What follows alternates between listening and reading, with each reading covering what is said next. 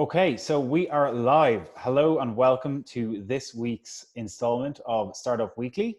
This week I am joined by George Passantino as well as Ofek Arush, the founders of Quokka Brew, which is the first coffee with no jitters, no crash, and it's a cold brew coffee with oat milk and brain boosting nootropics. So George and Ofek, very welcome to both of you, and thanks for being here. Thanks for having us on. We're super excited for this. Yeah, let's do this. Awesome. Okay, so quite an introduction there. First coffee with no jitters, a cold brew coffee with oat milk and brain boosting nootropics. Give us the insight and where this whole idea came from. Yeah. So me and George have known each other. It started way back. We met each other in middle school. We always kind of had the same entrepreneurial spirit. Had a few businesses together. So I guess the beginning of Quokka really started then when we met each other. But I guess fast forward a few years and we're both students at UC Berkeley. And, it was final season. So we're in the library studying, and like most college students, drinking a lot of coffee. So that was when we're realizing we're feeling really jittery and anxious from the caffeine, as well as just totally crashing after a few hours. Yeah, and kind of at the same time, we started reaching out to our friends saying like, hey, do you guys like get these negative side effects? Like, is this like a common thing for you? And kind of the overwhelming answer was just, yes, I get these all the time, and I haven't been able to find anything that kind of solve these problems. And Ofek and I, they're always looking for a challenge. We're like, hey, like let's see if we can do this. Like, let's see if we can build a product like this. So basically just spent the next 5 months just on research development, testing different blends of amino acids, nootropics, natural extracts, testing on ourselves, on our friends, and in the end ended up developing this blend. Yeah. So as soon as we developed it, we then ran a double-blind study to show that it's actually effective. And when we got the results, that was when we kind of looked at each other and said, all right, like let's start doing it. And it was the very next day that we just went to the main plaza at UC Berkeley and started tabling. We didn't really wait at all. Awesome. I love how quick you guys seem to just get things started. And by the sounds of it, I mean, the motivating factor for a lot of it was trying to solve your own problem, and you used yourselves as, I guess, the first test case, and use yourselves as guinea pigs. Completely. Yeah. I mean, that was kind of the beauty of it, is we were making something that we ourselves wanted. So it's like, regardless if other people wanted it, like I knew the next day I was still going to be drinking this. Exactly. I mean, that's like George said, for us, it was like, because it was tough. It took us around, it was a few months of just research and development and speaking with chemists and food scientists. But for us, it was just like the passion we had around it. And it was like, worst case, if we can just figure this out for ourselves, like our lives would be better. We'd be able to study better. And that's kind of what pushed us. Awesome. So maybe can you touch a little bit on that kind of process of doing the research and development? And I know you've briefly mentioned it, but doing all of that research and development and then actually bringing it to market within the university in such a short space of time. Yeah. So, I mean, for more context on Ofek and I, neither of us had really any background in the science side of things, the CPG industry as a whole. So we were going into this like a total blank slate. We were still juniors at UC Berkeley, so we're still an undergrad at the time. So for us, it was like starting with nothing and really just building it up, talking to as many different professors, scientists, chemists, really anyone that had any know-how or anyone that's done anything remotely similar to us, like whether it's in this space or a totally different space, and just learning through their success and failures, like how it worked for them. Yeah. And I think it's like having that core belief that nothing is impossible, because so many people along the way were like, oh, you could make decaf and you won't get the jitters. Or like, no, we want something that's fully caffeinated that doesn't give it to you. And they're like, oh, impossible. But for us, it was just like, we're just laughing about it. We're like, there has to be a way. There's so many natural extracts out there. There's so many different ingredients that, are known to us. There has to be something we can do. So I think that definitely helped us push forward. And like George said, we utilize a lot of expertise. We basically emailed a few hundred, maybe close to 1,000 chemistry professors, food science professors, really like people all around the world that'd be willing to help us, and took a lot of their advice. And then we just would buy these ingredients. And, thankfully we now live in a world of Amazon. I mean, there's good and bad in it, but for us, it was, we'd be able to order all these ingredients from Amazon, bring it to our house and test. And our kitchen looked like a lab, but we were fine with it. So yeah, my roommates definitely hated me, just because there was like pounds of coffee all over the house. There were beans on the floor. It had this constant smell of just ground beans, which I loved, but my roommates weren't the biggest fans. That's a great story. I think it's a testament to like resourcefulness and you guys just getting out there and trying to do the field research yourselves and not letting anything hold you back. So with the science part of it, I guess, because it's fully caffeinated, and I know coffee aficionados will be maybe wanting to know more, but how is it, are the amino acids nullifying the effects of the caffeine, or what way is it actually operating on maybe a more scientific level? Yeah, so scientifically, the way that it works, so caffeine is naturally a vasoconstrictor, meaning that as you consume it, your blood vessels actually constrict and get tighter. This causes your heart to have to pump harder in order to move the blood to get to the places it needs to go. What we add in is vasodilators, which sounds complicated, but it's basically the opposite. So basically just dilates your blood vessels back to their natural state, allowing the blood to flow normally. So you still get all the cognitive benefits. You just don't get the negative body effects. So it's the decrease in jitters, crash, and anxiety as well. Awesome. Okay. Yeah. So I'm sure people will be interested to know how that operates. And I guess it's great that you still get the cognitive benefits without losing out on the other side of it.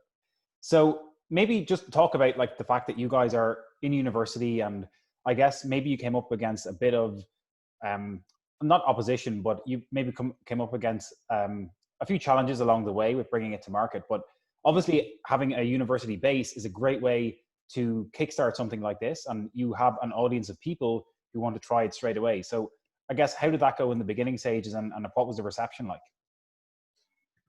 Yeah, it was, like you said, starting in university was definitely a leg up because you're around thousands of students. And for us, it was going on the main plaza and starting the table. And something that happened is so many people really saw the vision. And like we mentioned, so many people, at least in university, felt those negative side effects. So for them, it was really easy to get behind this. And we actually it was at UC Berkeley, we got it was 30 to 40 student ambassadors in a matter of weeks. People just joining the team, wanting to help out and help spread the brand. So that was really helpful. And college is what we know. So as soon as UC Berkeley went well, we drove down to different universities across California and spread. Now we have 114 student ambassadors.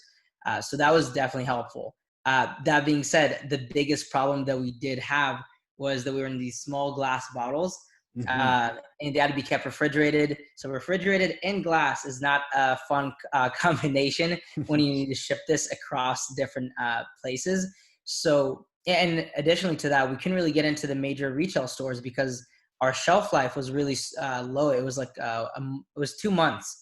So can't really do that. So for us, really, that was the main issue with scaling the product and bringing this to the rest of the world. So that's what we just did. We transitioned to our new shelf-stable 8-ounce aluminum can, the new oat milk lattes, and we made a pre-order campaign for it to make it a reality.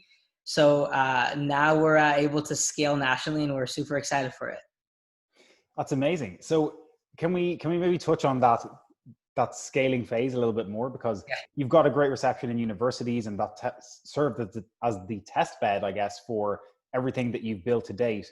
But obviously wanting to bring it to the next level now, how have you found that process, and maybe how have you gone about expanding above and beyond that university level?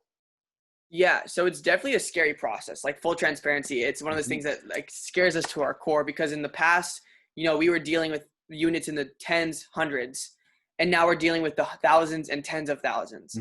So just the scale is much larger, even just like the warehousing size, like how much physical dimensions it takes up is crazy.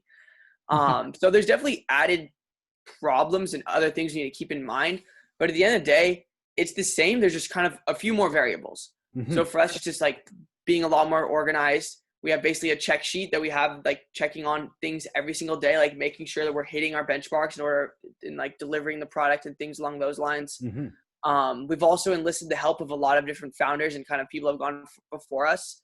Ofek and I are huge proponents of, networking and speaking to people that have kind of gone before us and have a little bit more understanding of how the way these things work. For sure. And it's not a rare occurrence that we'll send a text message out like, hey, how did you do this? Or, hey, what was your inventory management system like? Or, hey, how did you deal with storing the product before you had it sold? Or like just little minor details.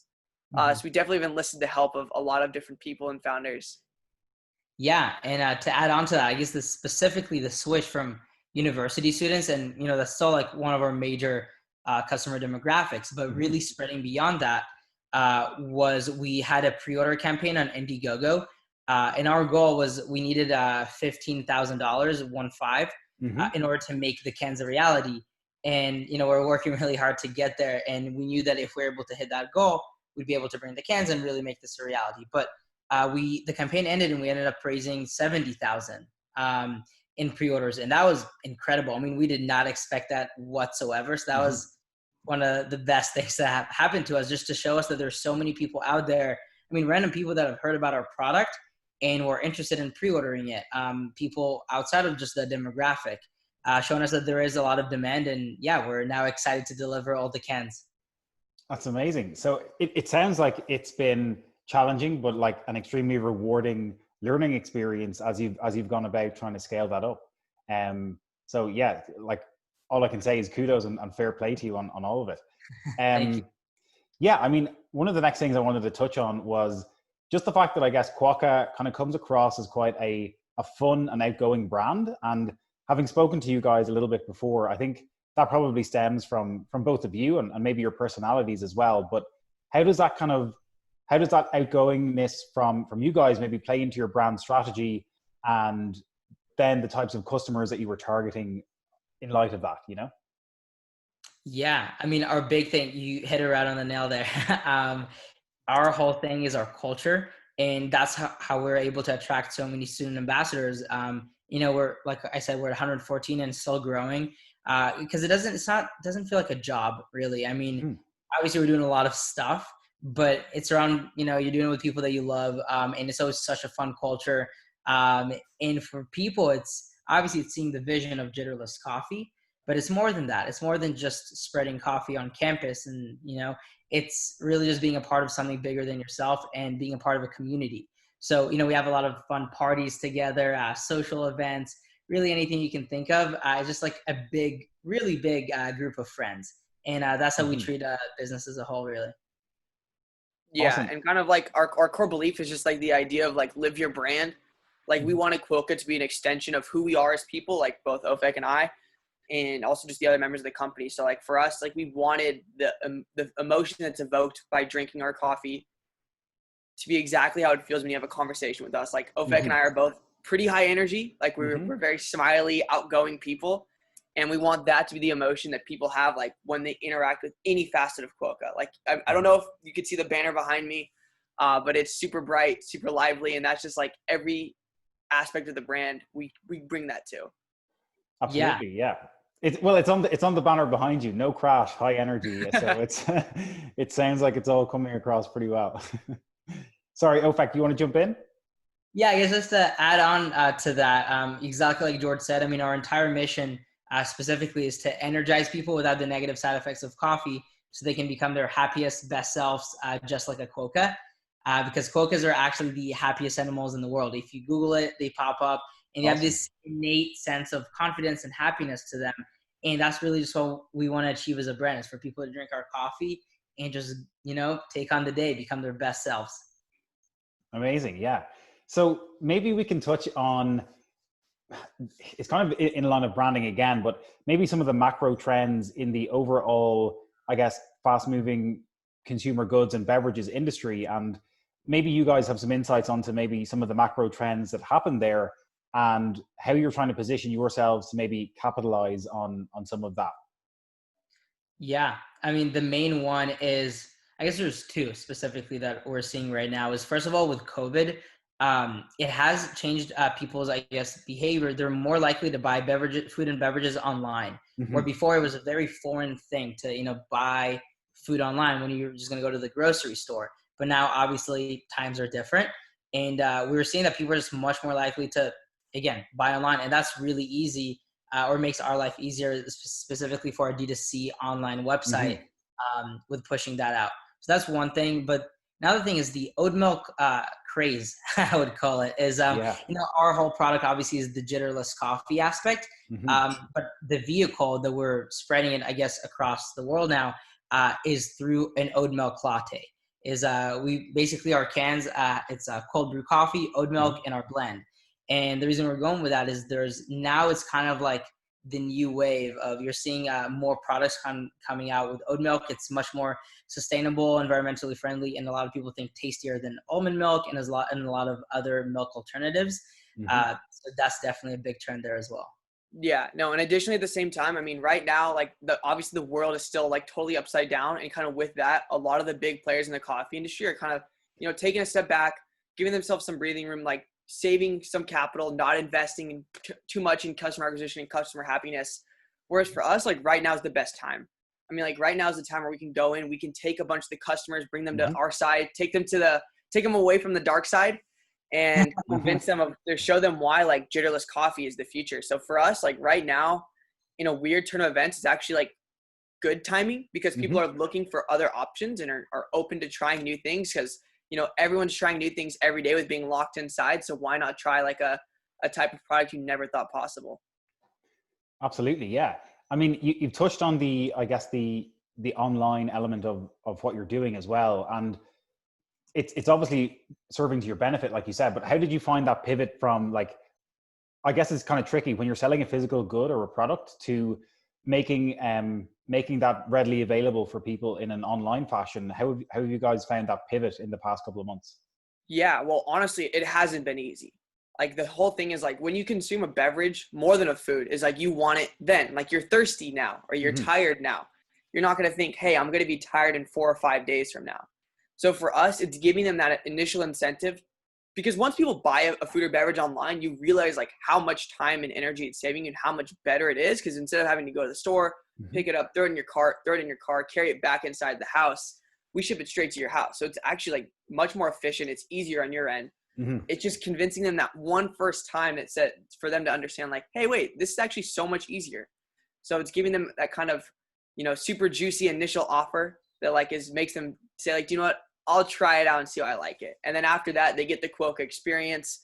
We also individually message every person that ever buys from us. Hmm. And we'll give them like a super personal text like, hey, this is Ofek or George. Just want to say thank you so much for trying out a product. Like we'd love to hear like any advice and feedback you have. This is from our personal numbers as well. So for us, we give them this insane customer experience that very few other companies will offer. Yeah, Hmm. exactly. I mean, our whole thing is kind of like the motto that it's better to have a few thousand customers that are raving fans than, let's say, like tens of thousands of customers that are just indifferent about your brand. Our whole goal is to really get our core to be our biggest supporters. And, the only reason we're here today is thanks to them. So the least they deserve is a text from us. So, we keep that up, and it's fun, just getting to speak with your customers and getting their opinions on everything. You learn a lot that way. Yeah, you also get like insights into ways like you would never really understand. Like we had one lady message us that was a hairdresser, and she said like, like I would do these early morning shifts. Like they open at 9 a.m. She's like, that's too early for me. Hmm. So, but I couldn't drink coffee because I'd be shaking while I'm cutting people's hair, and I don't think anybody really wants a crooked hairline. Uh, Sure. so for us, like, or for her rather, our product like opened up a whole new range of possibilities. So like I was waking up and I was in the barbershop or whatever, like just super, super focused, super on tune. And it was just a great time. Amazing. Yeah. I mean, you've hit the nail on the head, I think, with the blend that you've gone for. And I think capitalizing on that personal touch goes a long way with people. Especially when you're trying to sell something that's not first point of contact, like in an online fashion. Um, Maybe could you touch a little bit on, I guess, your digital strategy as well? Because naturally, I feel like if I'm kind of reading into this, like the universities served as your kind of grassroots of the business where you really started, but trying to scale things, obviously, digital marketing and your branding online has probably been quite important for you over the past while as well. So, can you touch on how that plays into maybe getting broader reach with selling a physical product as well?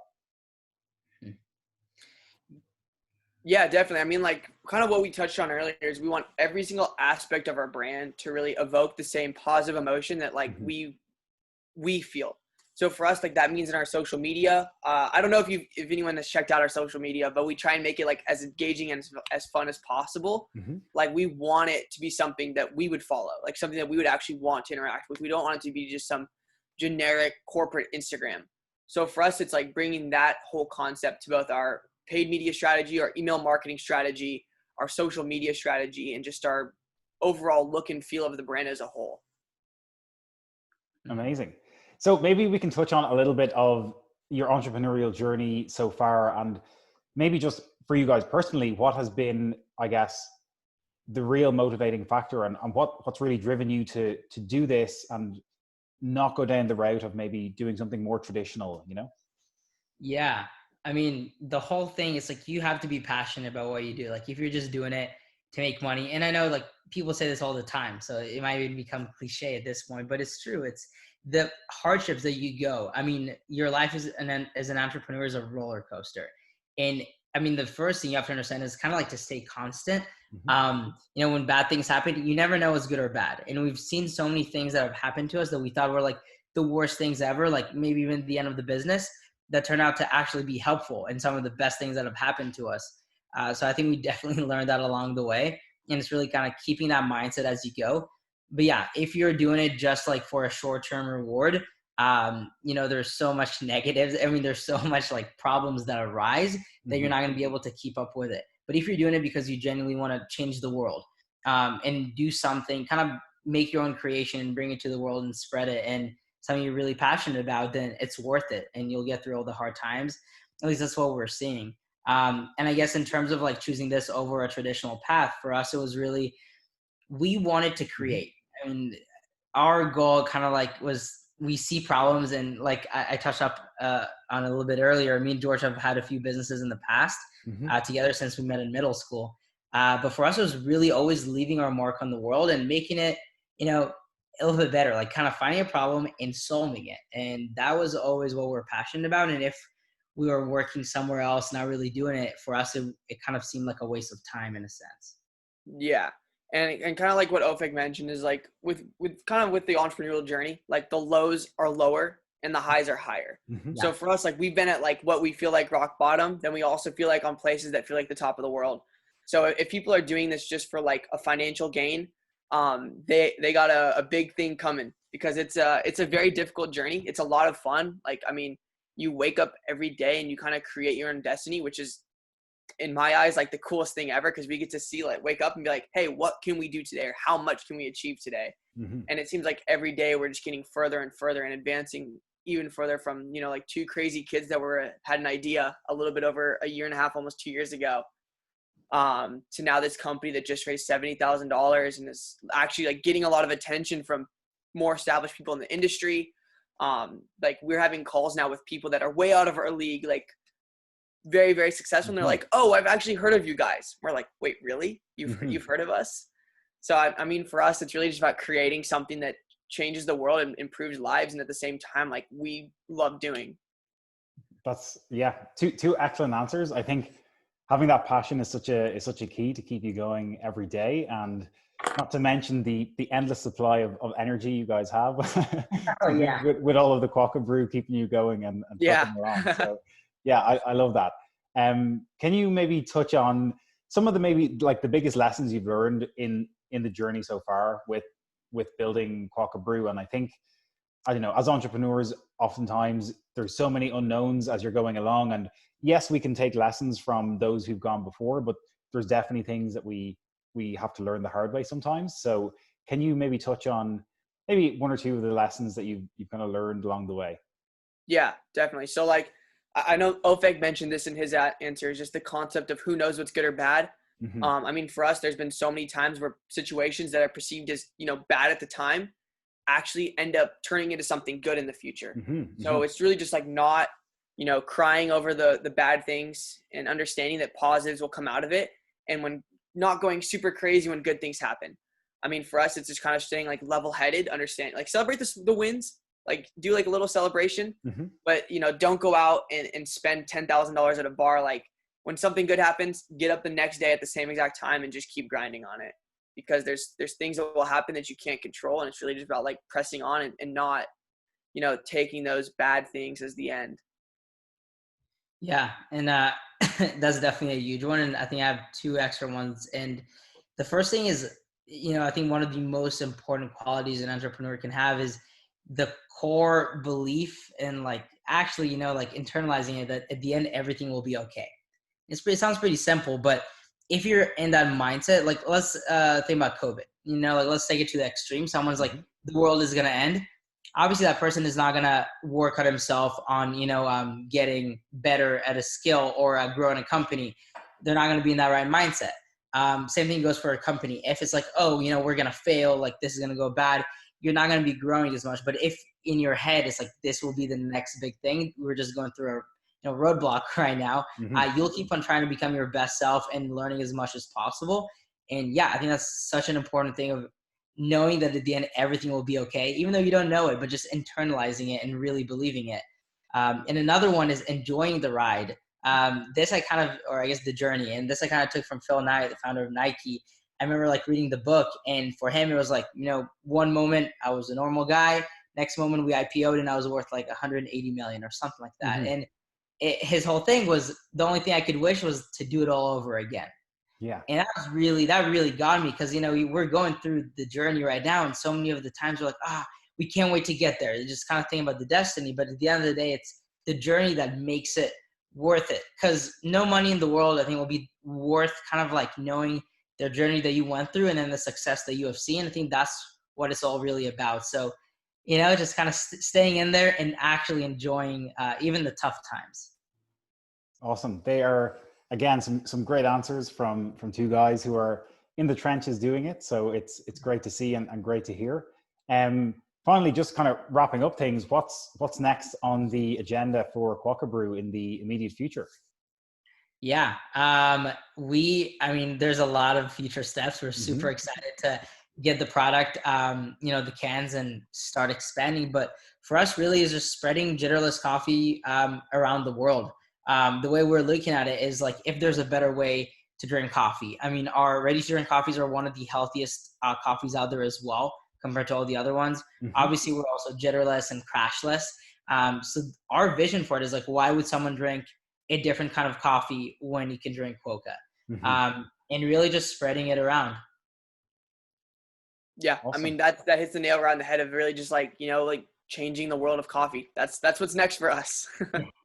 Awesome. I think there's a huge industry there that's already in motion. And I think it's always great to see something coming in from an innovation standpoint and putting a new kind of spin on the industry and with a new take on a new type of beverage. So I think what you're doing is great. It's amazing to see the progress you've made so far.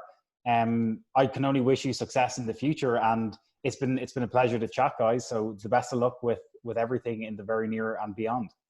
Of course. Thank you so much. This was a fun time. Yeah, this was awesome. Thanks again. Awesome. Thanks, guys. Have a great rest of your day. You too. All right, you as well.